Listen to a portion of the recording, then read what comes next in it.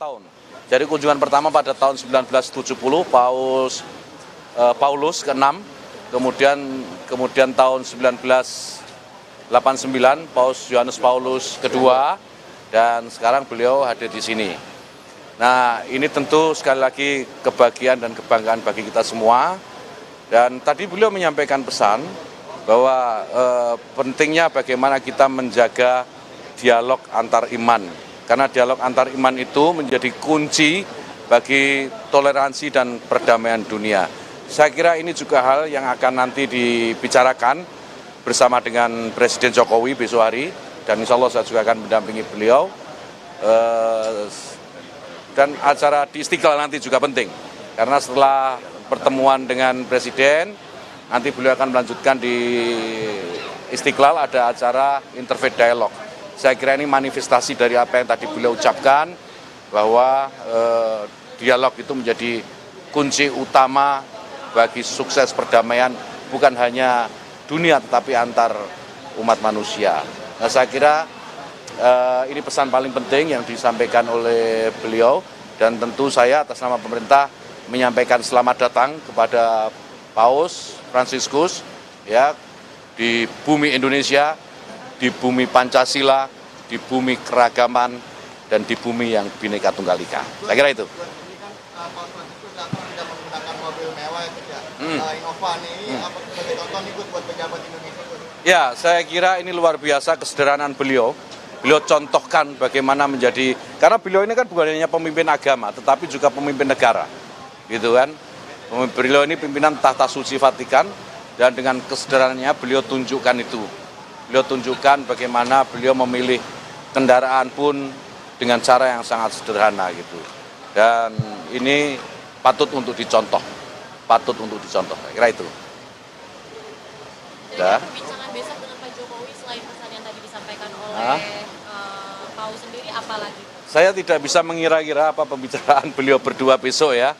Tapi saya yakin, karena tadi saya sampaikan beliau ini juga pemimpin negara, selain pemimpin umat, pasti beliau juga mengupdate segala isu-isu yang terkait dengan perkembangan global. Dan itu pasti juga akan dibicarakan oleh beliau berdua. Nah, mungkin kerjasama, dan yang paling penting menurut saya ya, dari semua proses ini adalah mempererat hubungan antara Indonesia dan Vatikan. Besok saya update lagi setelah pertemuan beliau berdua kalau ada kesempatan. Ada rencana Paus ketemu Presiden Indonesia terpilih enggak? Direncanakan begitu. Nanti akan ada pertemuan dengan Presiden elected, Presiden terpilih dalam satu pertemuan. Nanti ditanya ya teknisnya ke protokol negara ya.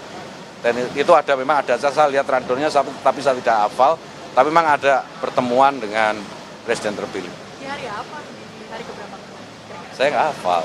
Nanti ditanya ke protokol negara ya. Protokol istana. Apa yang kemudian ingin disampaikan kepada pemerintah sebagai Ya. pemimpin umat dan juga sebagai kepala negara? Ya, kita ingin tunjukkan bagaimana Indonesia ini berbeda-beda, banyak sekali agama, banyak sekali keragaman ya, latar belakang, tapi kita bisa tetap satu, diversity in unity lah gitu, kira-kira gitu. Jadi itu yang ingin kita sampaikan kepada beliau, dan saya kira tidak banyak negara yang memiliki keberbedaan seperti Indonesia. Dan ini pesan baik saya kira, dan kami berharap beliau Paus Fransiskus ini menyaksikan gitu ya, bagaimana keberagaman di Indonesia itu bisa terpelihara dengan baik. Itu. Sampun? Hah? Itu protokol mereka yang atur, saya tidak mengatur protokol. Ya, ini langsung ke Kedubes Vatikan, habis itu nggak ada agenda lagi sampai besok. Istirahat dulu memang, istirahat dulu.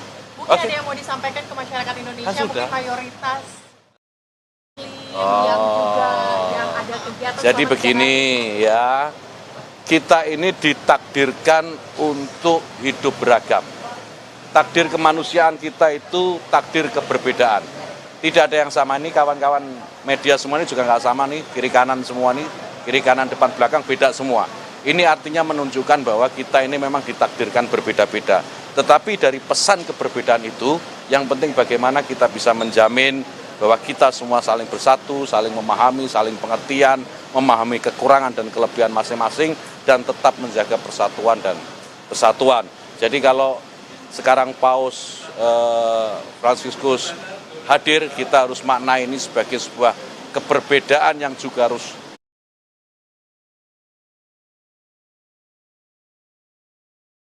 jadi jangan meremehkan Tuhan.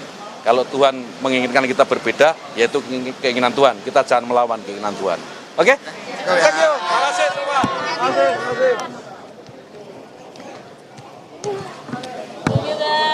Itu tadi saudara pernyataan dari Yahya Khalil Qomas, Menteri Agama, yang mengatakan pemerintah Indonesia merasakan kebahagiaan dan kebanggaan atas kehadiran dari Paus Fransiskus. Dan tadi juga Menteri Agama menyatakan pentingnya menjaga dialog antar iman dan akan menjadi salah satu poin pembahasan yang akan dilakukan dengan Presiden Joko Widodo pada agenda pertemuannya esok hari.